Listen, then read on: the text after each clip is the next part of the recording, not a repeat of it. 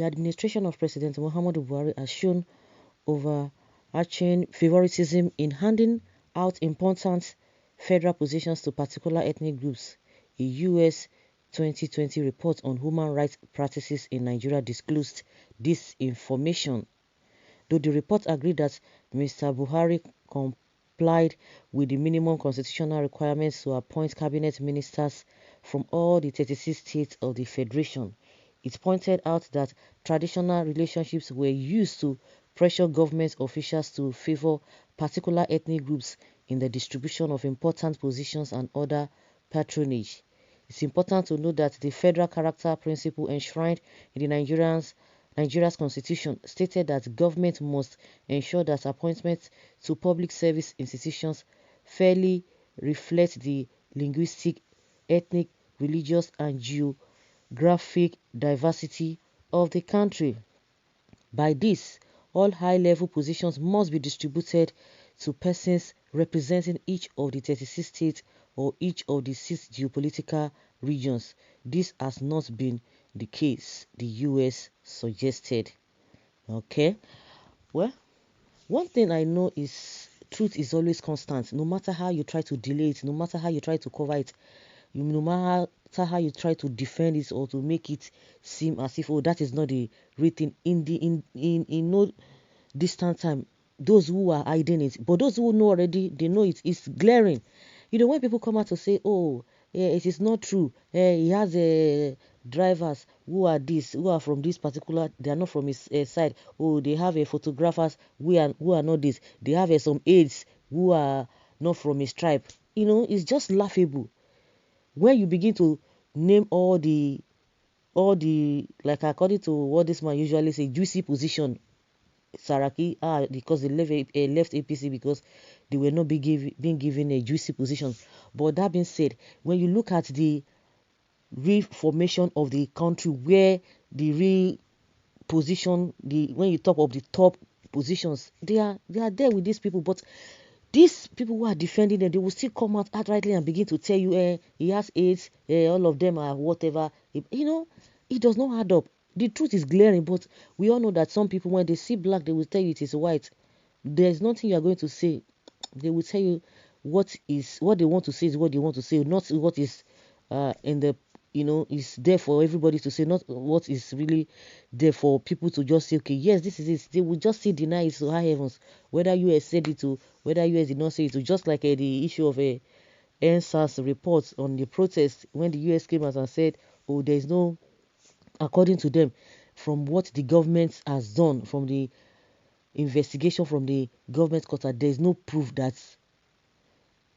army killed people at Lekki Tollgate. That is what they said, and a lot of people are running with that. Yes, they have conducted their own investigation. They said, according to the government report, that there's no proof that something of that nature happened. So, for people in the real sense, for people who are for well-meaning people, you want to tell us that nothing really happened. The question is that why did the army lie that they were not there, or they didn't even know what Nigerians were talking about?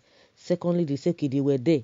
The governor of the state said he did not invite them. They said, oh, he invited them. So what are we talking about? And some people will now say, oh, those who are making America their almighty God, whatever, they are not the one to say or to give a final verdict on what happened. What happened will happen. But you know that even they will tell you that somebody is always innocent until proven guilty.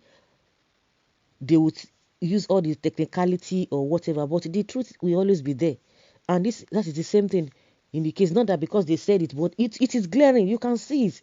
We don't need anybody to come and validate that. It is in the public domain. But those who are choosing to follow the path of lies, they can continue to do that. They can continue to do that. Oh my goodness, we complained about what happened in the past administration. We didn't know that it was just a child's play. But the problem I have is that even the administration then, the PDP administration then, as at that time, even as we complained, as we talked about it, and we know quite all right a lot of things really went wrong. But at the end of the day, at this stage and time, because of what is happening, then people begin to say, oh, you can imagine, hey, God bless that administration. The other administration was better. Yes, That administration is better than what we have now. But what gives us guarantee that if this administration leaves, people will not still be coming back to say, hey, yeah, this administration is the best, even as we see, as things have gone wrong. Does it mean we don't have standard? Does it mean we have to be falling back to something or things that are not even viable, things that are not even making us to progress as a country? See what happened the last time. Now people are not saying what happened then. Oh, it's the best because of what is happening now. So does it mean we are still going to be experiencing worse things again? That is what the question I'm asking. Does it mean we are going to be experiencing worse things again? They will not be referring to this administration that it will not be better. God forbid, though. God forbid. That means we don't even have standard. I hear a lot of people saying, the good luck administration, is this and this and that. That does not take the fact. For the fact that this one is bad, it doesn't take the fact that we have to be glorying in what was not good. So it's just unfortunate. I don't understand. The Bible says when the foundation is faulty, what can the righteous do? The foundation is already faulty, and a lot of people are running with that. And you cannot really blame them. The foundation is just a messy one. And that is why you see that a lot of all these politicians, they always like to clinch on it. Some of them are on the waiting list, waiting to enter the same realm and begin and to continue, because those who have done worse in the past, they got away with it and they're getting away with it. And when you see a lot of people who are coming out to say, no, this is the right thing to do, they are not just many. Their voices are so low, no matter how they shout, because even the ones who do not even understand will come and fight them. Why do you want to talk? I bet forget it. Even when people know the truth, they will tell you, just forget it. What are you talking about? Let's move on now. What is the big deal about it? That's what you are going to be hearing. So whether US is validating it or not validating it, the truth is there for everybody to see.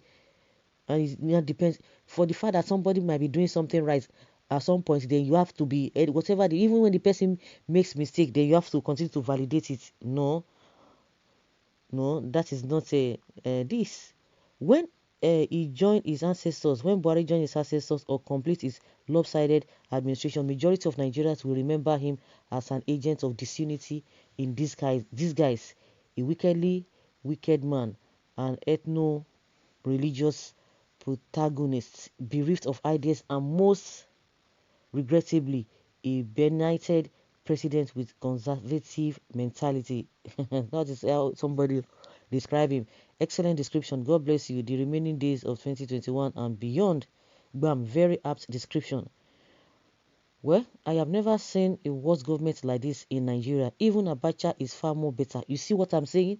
You can imagine everybody, even when Abacha died, everybody was crying, was jubilating. Even when he was there, everybody was crying. Hey, what kind of a thing? Are we going to survive it? Not knowing that what awaits us in the future was going to be bad, even after he left. You see, there are people are praising that. See